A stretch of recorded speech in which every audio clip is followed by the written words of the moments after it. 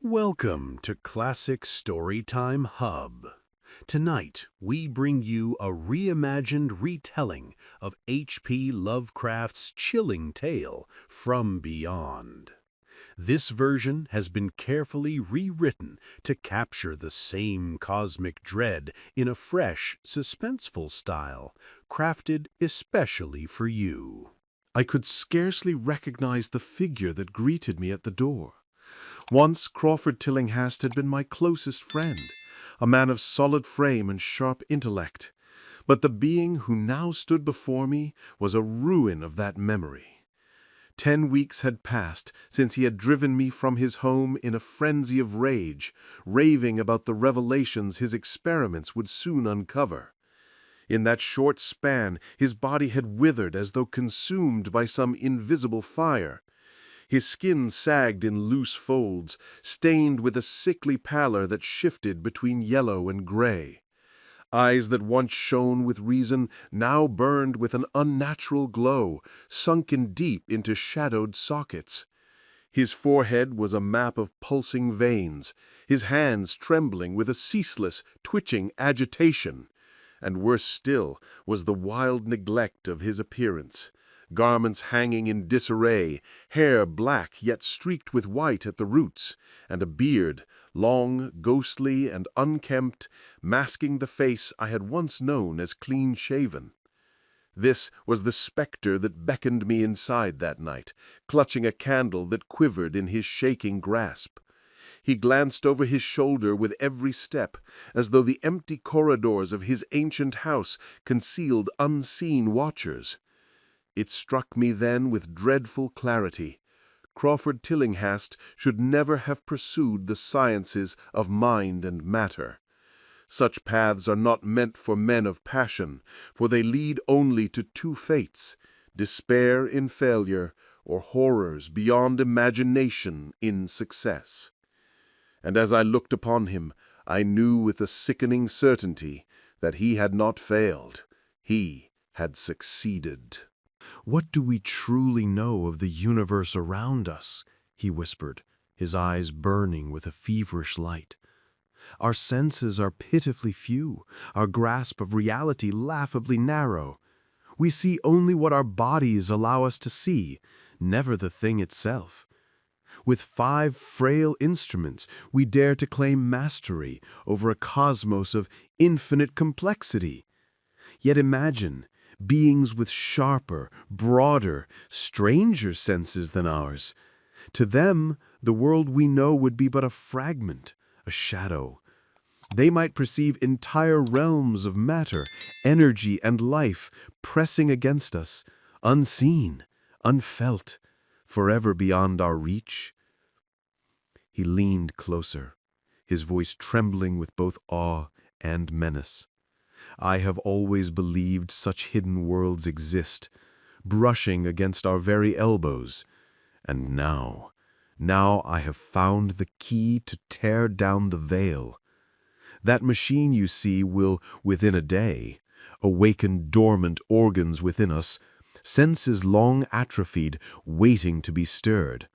When it hums to life, we shall behold vistas no man has ever glimpsed.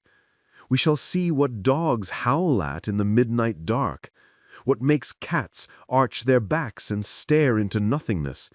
We shall see things no living creature was meant to see. Time, space, dimension, all will fall away, and we shall peer into the very roots of creation itself." I had heard these words before. 10 weeks passed, and even then they had filled me with dread. He had raged when I protested, casting me out like an enemy. Yet now, though still a fanatic, he had summoned me back with a letter scrawled in a hand so warped I barely recognized it. As I crossed the threshold of his decaying house, I felt the same terror that seemed to seep from every shadow. His voice, once commanding, now echoed hollow and broken, and the candlelight revealed a figure more spectre than man. The servants were gone, he told me, vanished 3 nights ago. That chilled me more than his words. Old Gregory, loyal to the last, would never have abandoned his master without a word. It was Gregory, who had once confided in me, who had told me of Crawford's descent after I was cast out. And now, with the house silent and empty, I felt the weight of unseen eyes pressing in from the darkness beyond the candle's glow. Despite the dread gnawing at me, curiosity soon overpowered fear.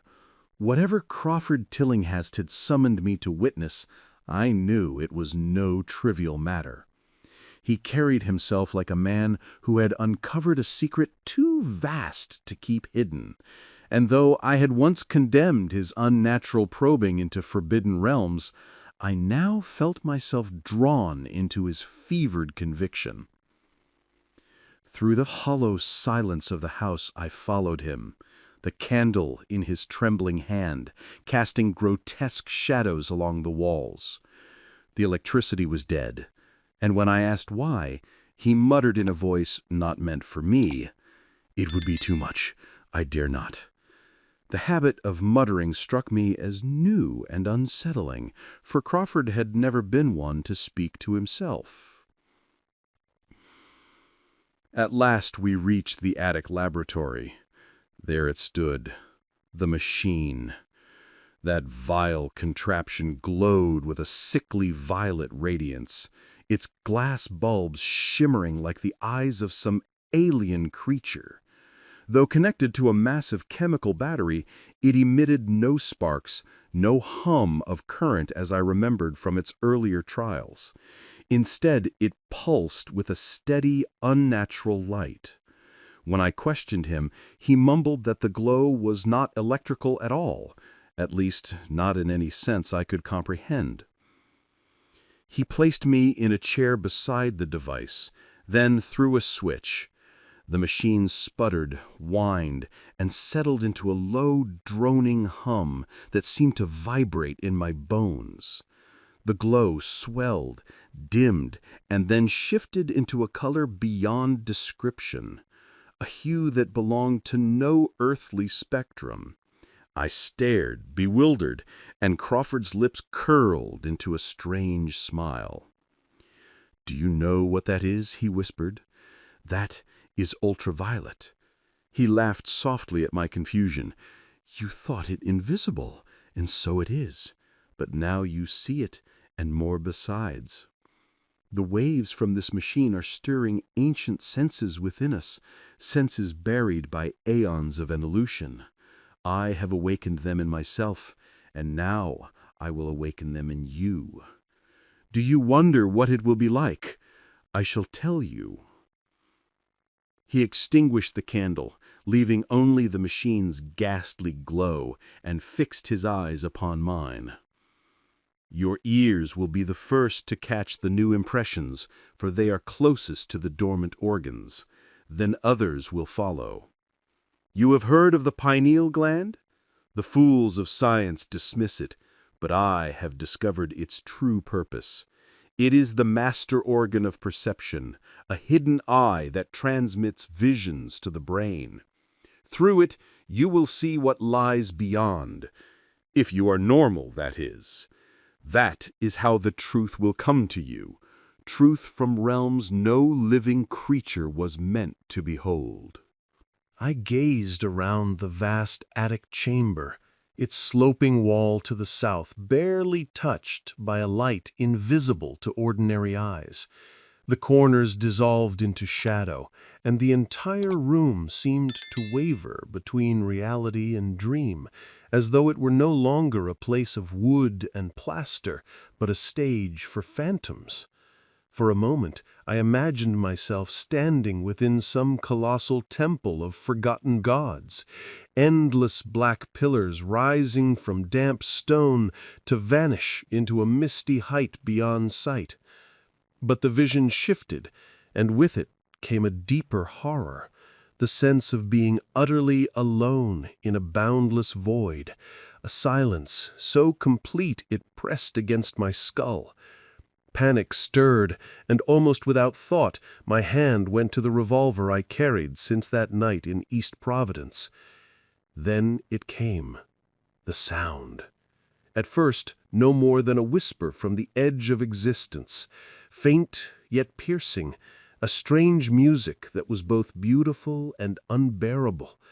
It vibrated through me like the scrape of glass against glass, delicate yet torturous. A chill swept across the room, as though some unseen current of air had drifted past from the direction of that unearthly melody. The sound grew, the cold deepened, and I felt as though I were bound to railway tracks, waiting for a monstrous engine to thunder down upon me. My breath caught, and I turned to speak, but in that instant everything vanished. The sound, the wind, the visions, all gone. Only Tillinghast remained, grinning hideously beside the glowing machine, his eyes fixed on the revolver I had drawn without realizing it. I whispered what I had seen, and he leaned close, his voice a rasp. "Do not move," he warned. "These rays allow us not only to see, but to be seen. I told you the servants left, but not how. The fool of a housekeeper disobeyed me. She turned on the lights. The wires carried vibrations, and it came for them. I heard their screams even from here, though I was watching other things elsewhere. Later, I found only their clothes, empty heaps scattered through the house. Mrs. Updike's garments lay by the hall switch. That is how I know. It took them all. And it will take us, too, if we are careless. So long as we remain still, we may yet be safe. Remember, we are intruders in a world where we are powerless. Keep still." The shock of his words, coupled with the sudden command, froze me where I sat. My terror seemed to fling open some hidden door in my mind, and once more the impressions of that other realm, what Tillinghast called beyond, poured in upon me. I was caught in a storm of sound and motion, a whirlpool of sensations that defied reason. The outlines of the attic blurred, and from some impossible point in space, a torrent of shifting shapes descended, a column of seething clouds that pierced the roof as though matter itself were no barrier. For a moment, the vision of a vast temple returned. Pillars of black stone rising into an ocean of radiant light, a single blinding beam cutting down along the path of that spectral column. Then the scene fractured into a kaleidoscope of chaos. Colors, sounds, and alien impressions collided until I felt my body itself might dissolve into the maelstrom. One image seared itself into memory, a patch of night sky filled with whirling suns, spheres of fire spinning in strange orbits. As the vision receded, those stars twisted into a grotesque constellation, the distorted face of Crawford Tillinghast. Something immense brushed against me, sliding through my body as though I were no more solid than mist. I shuddered, realizing these colossal beings moved freely through us, unseen. Tillinghast's eyes followed them with dreadful familiarity, as though his awakened senses perceived them more clearly than mine. I thought of his words about the pineal gland and wondered what horrors his third eye revealed. Then, suddenly, my own sight sharpened into something unnatural. Amid the chaos, a second picture emerged, layered over the familiar world like a phantom film projected on a stage curtain. I saw the attic, the machine, and Tillinghast's ghastly form opposite me. But the spaces between, those empty voids we take for granted, were not empty at all. Every inch of air was alive with shapes, writhing and colliding in grotesque profusion. Some were inert, others pulsed with malignant vitality. The known and the unknown seemed fused together, each feeding into the other. Most dreadful of all were the great, quivering masses, inky, jelly-like monstrosities that drifted through walls, through furniture, through me. They overlapped, merged, and sometimes attacked one another, one form obliterating another in an instant. Revulsion gripped me when I understood what had become of the servants. These things had consumed them, leaving only their clothes behind. And though I tried to look away, to focus on anything else, the vision clung to me. The unseen world was no longer hidden. It pressed in on every side. Across from me, Tillinghast was watching. His lips curled into a smile as he began to speak. "You see them, don't you? You see them," he shrieked, his voice cutting through the chaos like a blade. "The things that drift and writhe through you every moment of your life, the creatures that make up what fools call the pure air, the blue sky. Have I not shattered the barrier? Have I not revealed worlds no other living soul has ever glimpsed?" His face lunged close to mine, eyes blazing like pits of fire, hatred burning in their depths. The machine's drone swelled, a loathsome vibration that seemed to pulse with his madness. "You think those floundering shapes destroyed the servants? Idiot! They are harmless, but the servants are gone, aren't they? You tried to stop me. You mocked me when I needed faith. You feared the truth of the cosmos, you coward. But now I have you." His voice rose to a frenzy. "Do you know what swept them away? What made them scream until their voices broke? You don't know, but you will." He threw back his head, laughing with a sound that was more a snarl than mirth. "Do you still believe in time? In form? In matter? I tell you, I have gone deeper than your feeble mind can imagine. I have seen beyond infinity itself, and I have dragged down daemons from the stars. I have bent the shadows that stride between worlds, shadows that carry death and madness in their wake. Space belongs to me now. Do you hear? It belongs to me." His voice dropped to a hiss, his eyes darting to the corners of the room. "They hunt me, yes, the things that devour and dissolve, but I know how to slip their grasp. It is you they will claim, as they claimed the servants. You stir, do you? I warned you not to move. I saved you by commanding stillness, saved you so you could see more, hear more, learn more. Had you moved, they would have torn you apart already. But don't be afraid. They won't hurt you. They didn't hurt the servants. It was the sight of them that broke their minds, that made them scream. My pets are not beautiful, no. They come from places where beauty is something else entirely. Disintegration is painless, I promise you. But first, I want you to see them." He leaned closer, his grin a mask of madness. "I almost saw them fully once, but I knew when to stop. You, though, you will see. You tremble, don't you? Tremble with the hunger to know what I have discovered? Why don't you move, then? Why don't you look?" His voice rose to a shriek. "They are here, just over your left shoulder. Look, curse you, look!" What remains to be told is brief, and perhaps you already know it from the newspapers. The police, hearing a gunshot, forced their way into the Tillinghast house.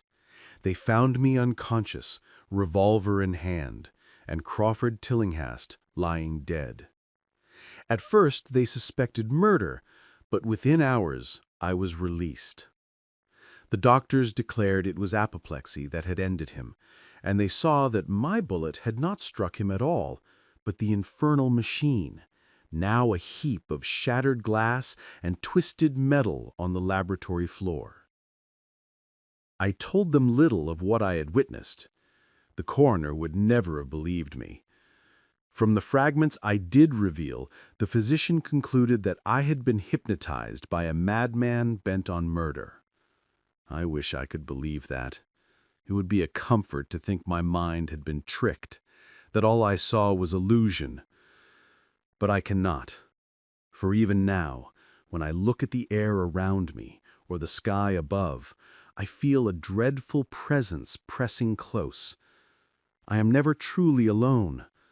At times, when I am weary, I sense pursuit, something vast and unseen, stalking me in silence. And there is one fact I cannot dismiss, one truth that gnaws at me in the dark. The police never found the bodies of the servants. They vanished, as if swallowed whole, leaving behind only absence. And I know, God help me, I know what claimed them. And thus the story ended. If you liked this journey into the worlds of classic literature, do not forget to support us by subscribing so we can tell you more. And hey, if there's a classic tale you'd love to hear told in this suspenseful style, drop its name in the comments below. Your suggestion might be our next chilling adventure.